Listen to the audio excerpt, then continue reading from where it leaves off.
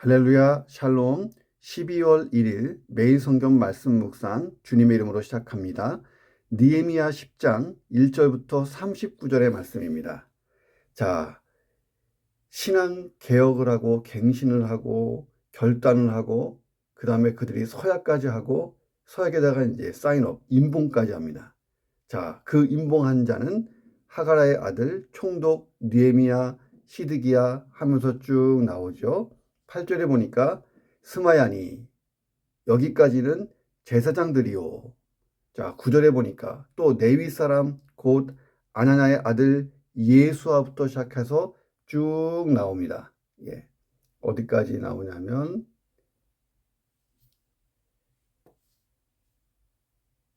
자, 밑으로 쭉 내려갑니다. 예, 27절에 바아나이니라. 자, 28절부터 봅니다.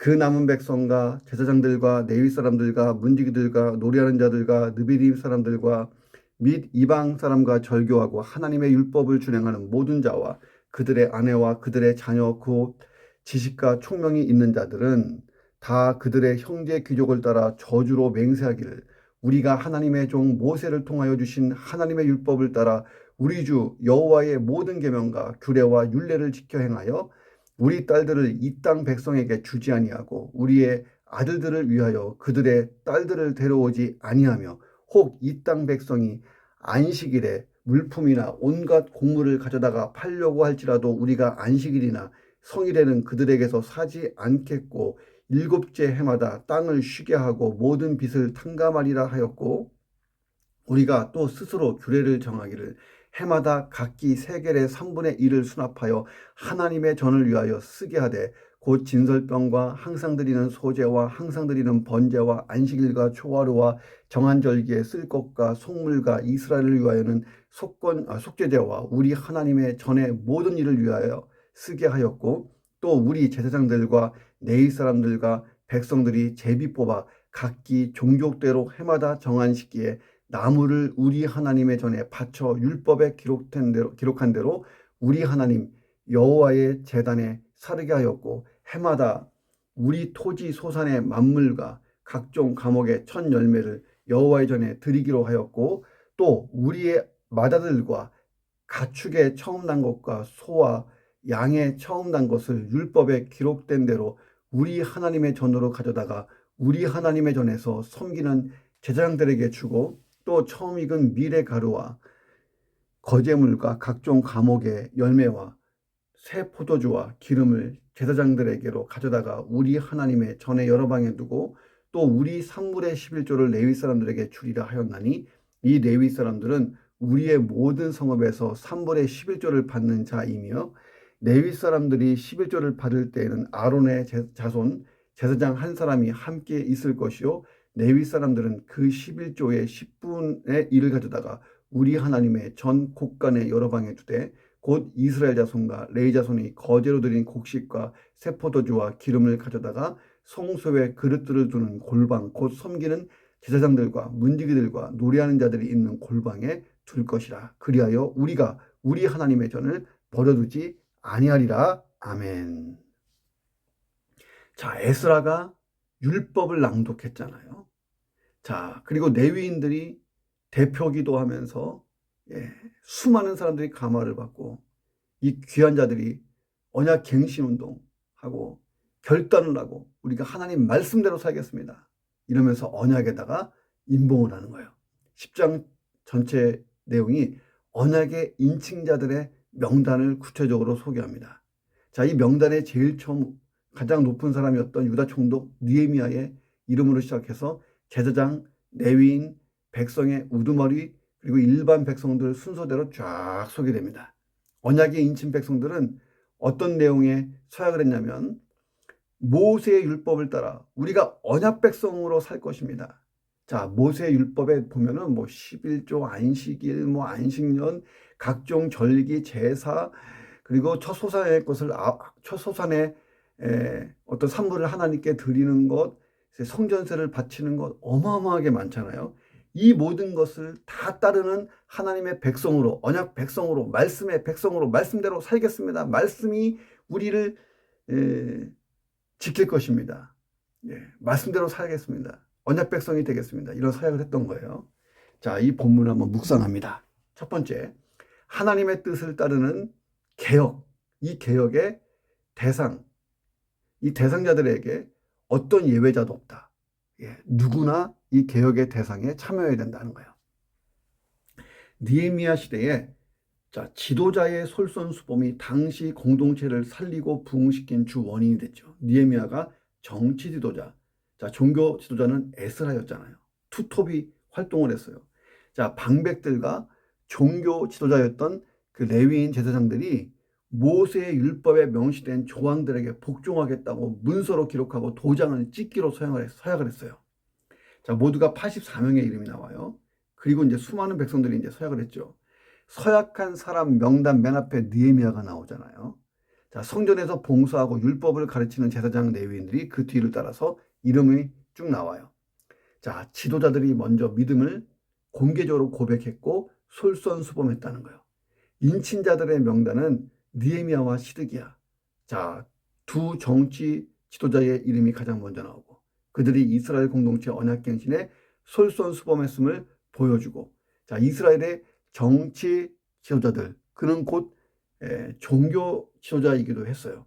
자, 그래서 이스라엘에는 정치 지도자의 중심이었던 왕들도 종교 지도자였던 제사장과 선지자처럼 하나님께 기름 부음을 받았어요. 자, 왕도 제사장도 선지자도 하나님께 기름 부음을 받은 지도자. 예, 그 예수님이 나중에는 왕, 제사장, 선지자를 다 뭉뚱그리는 하나로 하는 그리스도 기름 부음 받은 자로 이 땅에 오신 거잖아요. 예수님은 왕이요, 제사장이요, 선지자의 역할을 다 감당하시는, 하나님의 모든 말씀의 언약을 그대로 이루시는 그리스도가 되신 거예요. 메시아, 예수 그리스도, 예수 왕, 예수 제사장, 예수 선지자, 우리들을 모두의 영원하신 왕, 영원한 제사장, 영원한 선지자가 되신 것이죠. 그리스도. 그 그리스도의 뜻은 예수가 나의 구주고 주님이십니다. 자, 그런 뜻이에요. 자, 2절부터 8절까지 보면 언약 갱신 때 인을 친 제사장 이름이 나와요. 자, 이 제사장들은 이스라엘 종교의 핵심 멤버잖아요. 가장 중요한 직무를 수행합니다. 자, 그래서 우리는 제사장이야말로 신앙적으로 별다른 문제가 없을 거라고 생각해요. 자, 그런데 이들의 명단이 나오듯이 스스로 개혁의 대상에 포함시켰어요. 자, 제사장들 스스로가 율법이 낭독됐을 때에 율법에 비추어 자기의 잘못을 회개하고 뉘우치고 언약갱신에 사인한 거예요. 자, 인간은 누구나 죄를 지을 수 있어요. 제사장도 예외는 아니에요. 자, 신앙 지도자는 오히려 세상의 유혹을 더 많이 받을 수 있습니다. 그를 넘어뜨리기 위해 사탄의 역사는 일반 성도보다 더 강하게 일어나기 때문에 그렇습니다. 구약 성경에 보면 남유다 말기에 제사장들이 거짓에 휩쓸렸잖아요. 느헤미야 시대에 보세요. 제사장들이 이방 여인과 결혼해서 율법을 범하기도 했습니다. 자, 제사장이 이 정도면 일반 백성들은 말할 것도 없다 그거잖아요. 느헤미야 시대에 이스라엘 공동체가 살아나간 힘은 바로 제사장부터 일반 백성들까지 다 함께 회개하고 돌아서고 언약갱신에 솔선수범하고 자기 잘못을 정직하게 바라보고 시인하고 뉘우쳤다는 거예요. 영적 대각성이 일어난 거예요. 자, 오늘날 기독교가 개독교라는 말을 듣잖아요. 그 이유가 어디에 있어요? 자, 누가 봐도 잘못인데 정작 자신은 잘못이 없다고 버티는 거예요. 이 세상이 지금 얼마나 발달한 정보통신을 이용해서 아주 이잡듯이 한 사람의 가오를 찾아내고 있어요. 그런데 교회와 교단이 은혜로 덮어주는 일이 참 많습니다. 자, 오늘 나의 삶도 돌아봐야 돼요. 하나님의 뜻을 따르기로 작정해야 되는 내 가정과 교회, 또 내가 속한 공동체, 여기서 내가 먼저 솔선수범하는 게 중요합니다. 자, 내가 무엇을 먼저 솔선수범해 볼까? 나로부터 이 개혁과 신앙의 부흥이 시작되는 역사가 가정에서, 교회에서, 이 땅에서 일어나면 좋겠습니다. 그런 개혁의 추진자, 언약갱신에 사인하는 사람, 결단하는 사람이 되기를 주의 이름으로 축원합니다. 두 번째, 죄의 고백, 그리고 새로운 삶의 결단과 실행. 이 회개가 두 바퀴를 가지고 있다는 거예요. 회개의 두 바퀴. 하나는 죄를 고백하는 것, 또 하나는 결단하고 그 결단을 실행하는 것. 이게 회개의 두 바퀴라는 거예요. 자, 하나님의 백성의 증거. 당신이 하나님의 백성이요? 그렇다면 그 증거를 대라. 증거가 뭐냐면 하나님의 법, 하나님 말씀대로 사는 모습을 보여주는 거예요. 29절에 보니까 우리가 하나님의 종 모세를 통해 주신 하나님의 율법을 따라 우리 주 여호와의 모든 계명과 규례와 율례를 지켜 행하겠습니다. 라고 나오잖아요. 자신들의 삶의 모든 근거를 오직 하나님 말씀에만 두겠다고 하는 의지를 선포한 거예요. 자, 사람이 자기 인생의 삶의 근거를 어디에 두고 사느냐에 따라서 그의 영적 상태가 어디에 있는가를 가늠할 수가 있습니다. 자, 한 나라의 법을 지키지 않는 국민은 그 나라의 국민이 아니잖아요. 자, 그래서 하나님의 백성이지만 그 증거를 대라할 때에 하나님 말씀대로 따라 사는 모습이 나와야 돼요. 보여줘야 돼요. 그렇지 않으면 하나님의 백성이라고 인정할 수 없잖아요. 자, 율법이 낭독될 때에 이스라엘 백성들이 하나님의 말씀에서 벗어난 자기들의 삶의 실상을 쫙 봤잖아요. 자, 9장에 보니까 그래서 그들이 초막절을 지키고 하루가 지난 뒤에 24일부터 금식하면서 회개 기도를 드렸어요. 초막절 절기 동안 매일 낭독되는 율법의 말씀을 들었다고 했잖아요. 3시간 말씀 듣고 3시간 기도하고. 예. 자, 자신의 죄가 심각하다는 것을 깨닫고 초막절이 끝나니까 자기들의 죄를 자복하는 회개 기도를 드렸어요. 그리고 기도한 후에 하나님과 언약을 갱신하는 자리에서 이전에 지키지 못했던 율법을 지키기로 결단하고 이름을 쓴 거예요. 자, 우리는 진정한 회개가 뭔지를 보게 됐습니다. 회개는요, 죄를 자복하는 거예요. 죄를 자복하는 것은 근데 회개의 한 요소예요. 또 하나가 필요해요. 진정한 회개에는 신앙 결단과 실행이 따라붙어야 됩니다. 하나님의 말씀에 불순종했던 이전의 잘못을 청산하고 새로운 삶을 살고자 하는 결단이 따라붙어야 되는 거예요. 자, 30절부터 39절에 보면 이스라엘 백성들이 율법을 준수하고 구체적으로 어떻게 살기로 했는지 맹세한 내용이 나와요. 자, 그 내용이 뭐냐면 이방인과 결혼 금지, 통혼 금지, 예. 안식일과 성일 매매 금지. 안식일과 성일에는 매매하거나 세상적인 일을 하지 않겠다. 안식년을 준수하겠다. 성전 제사 제도를 유지하기 위해서 그 성전세를 내겠다. 소산과 초태생에 대해서 이 규례를 다 지키겠다. 11조 규례도 지키겠다. 이게 쫙 구체적으로 뭘 결단하고 행할 것인지를 썼던 거예요.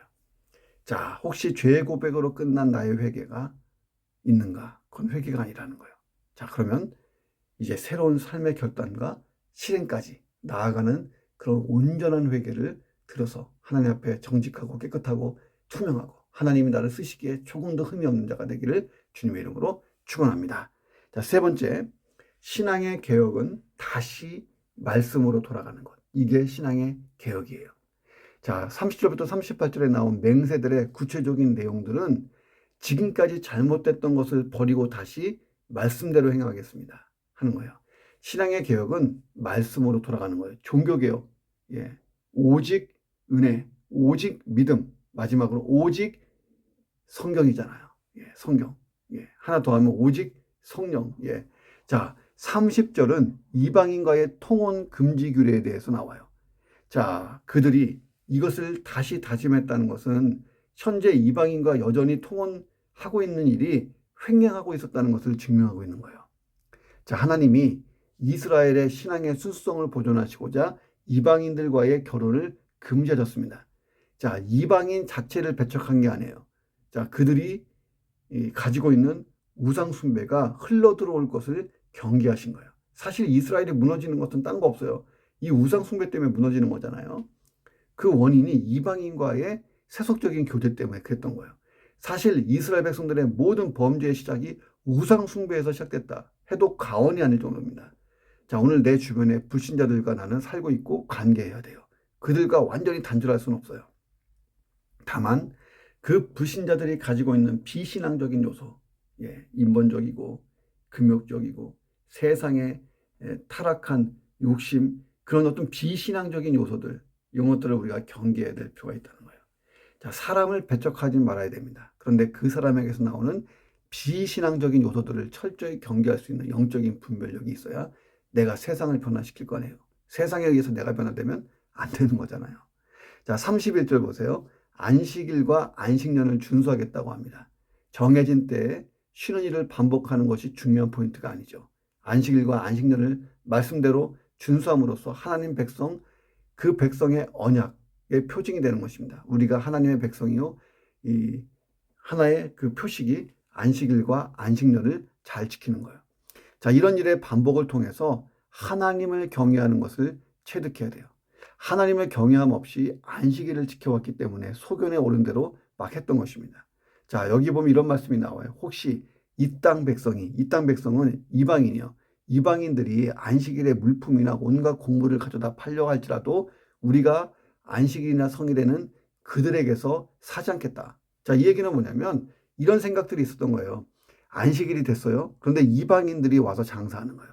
아, 이방인들은 율법의 규정과 무관한 사람들이니까 이들이 파는 물건은 사 먹어도 되는 거 아니야? 떡볶이, 만두, 순대 이런 거 사 먹었어요. 예, 그건 노동이 아니라고 생각한 거예요. 왜냐하면 유대인이 판 게 아니고 이방인이 판 거니까. 이게 얼마나 인본적인 생각이에요. 자, 안식일의 그 근본적인 그 의미를 잃어버리고 이 적용을 소견에 오른 대로 한 거예요. 자, 그런데 이제는 이방인이 장사하는 금옷도 우리가 손대지 않고 이제 매매하지 않겠다. 자, 32절. 하나님의 전을 위해 성전세를 납부하겠다. 자, 3분의 1세겔을 드리겠대요. 야, 이걸 보면 당시 이스라엘 백성들이 얼마나 어렵게 살았는지를 알 수 있습니다. 자, 하나님의 전을 위한 성전세는 원래 2분의 1을 드려야 되죠. 2분의 1세겔. 근데 가난했기 때문에 3분의 1로 낮춘 거예요. 그럼에도 불구하고 그들은 최선으로 말씀을 따라 하나님의 성전을 위해 제정하신 재정을 만드는 일에, 하나님의 성전을 위해 이 헌금하는 일에 최선을 다했다 하는 것입니다. 양이 중요한 게 아니라 이 자세가 중요한 거잖아요. 34절에 보니까 여호와의 단에 들여 사르게 할 나무를 조달하는 방법이 나오는데 매우 독특하잖아요. 자, 그들이 나무를 돈으로 사지 않고 종족대로 제비를 뽑아서 순번을 정해서 정한 기한에 바칩니다. 아마 나무를 벌목하러 갔을 거예요.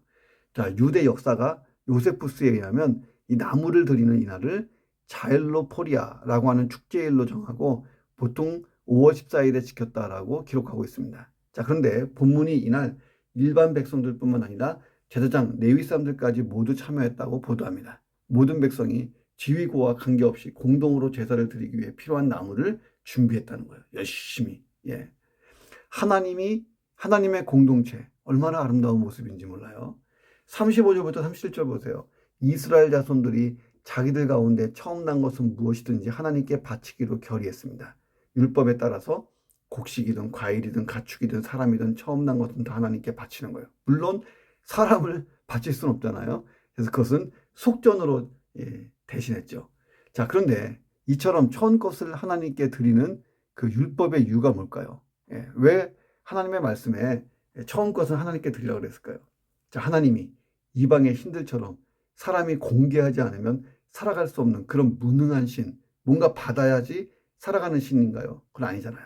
모든 만물을 창조하시고 만물의 주인이 하나님이세요. 지금도 하나님은 쉬지 않고 창조 활동을 계속하고 계세요. 자, 그래서 이 세상의 모든 것이 소멸하지 않고 유지되고 있습니다. 우주와 지구가 이 정해진 법칙에 따라 이렇게 유지 보수되고 있잖아요.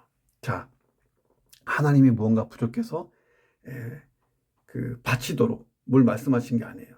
처음 난 것을 바치는 이유는 뭐냐면 처음 것을 드리면서 모든 소유가 하나님의 것이라고 인정하고 고백하라는 거예요. 자, 이런 겁니다. 하나님, 저에게 이렇게 10개의 소득을 주시고 은혜를 주셨는데 그 중에 1개를 하나님께 드립니다. 자, 그리고 9개도 하나님의 것이지만 하나님의 은혜로 이제 하나님이 내게 다 드린 것으로 해주고 9개를 쓰라 하시니 감사합니다 하고 쓰는 거예요. 그러니까 이게 그 10의 1조, 10의 1 막 이게 중요한 게 아니라 마음을 들어야 돼요. 처음 것을 하나님께 드리면서 모든 것은 다 하나님 것이다 인정하는 이 고백이 중요한 것입니다. 자, 모든 것 가운데 처음 난 것은 다음에 따라오는 나머지 전체를 대표하는 거예요. 그러니까 예수님이 부활하시고 난 다음에 잠자는 자들의 첫 열매가 됐다 그랬잖아요. 그러니까 죽음에서 부활한 첫 열매. 자, 첫 열매고 그 예수를 믿고 거듭난 사람은 다음 열매들이에요. 뭐냐면 전부 다 부활에 참여할 사람들인 거예요. 그러니까 여러분과 저도 천국에 들어갈 때에 부활의 몸을 입고 들어가는 거예요. 처음 난 것을 하나님께 드린다. 그 이후에 나는 모든 것이 하나님의 소유다. 예수님이 첫 번째 부활이 되셨고 우리가 다 이제 부활의 영광 속에 들어가게 된 거예요.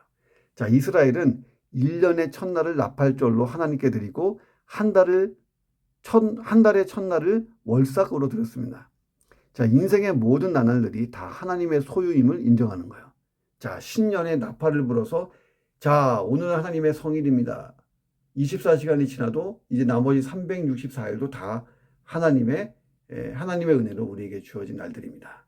한 달에 한 번 매월 1일을 월삭으로 드리고 이렇게 했던 거예요. 자, 모든 게 다 하나님의 소유다. 이걸 인정하는 것입니다. 하나님의 주권, 하나님의 소유를 인정하신 거예요. 자, 다 내 것인데 아이고 아까워라. 일부 때에서 하나님께 드린다는 생각과 다 하나님 것인데 내가 일부를 하나님께 드리고 나머지는 다 내 것이 되는 하나님의 은혜로. 자, 전자는 내가 내 인생의 주인이고 후자는 하나님이 내 인생의 주인이에요. 전자는 내 스스로 내 인생을 채워가면 돼요. 근데 후자는 하나님이 내 인생을 채워가실 거예요. 자, 어느 쪽이냐? 내가 어느 쪽을 선택할 거냐 하는 거예요.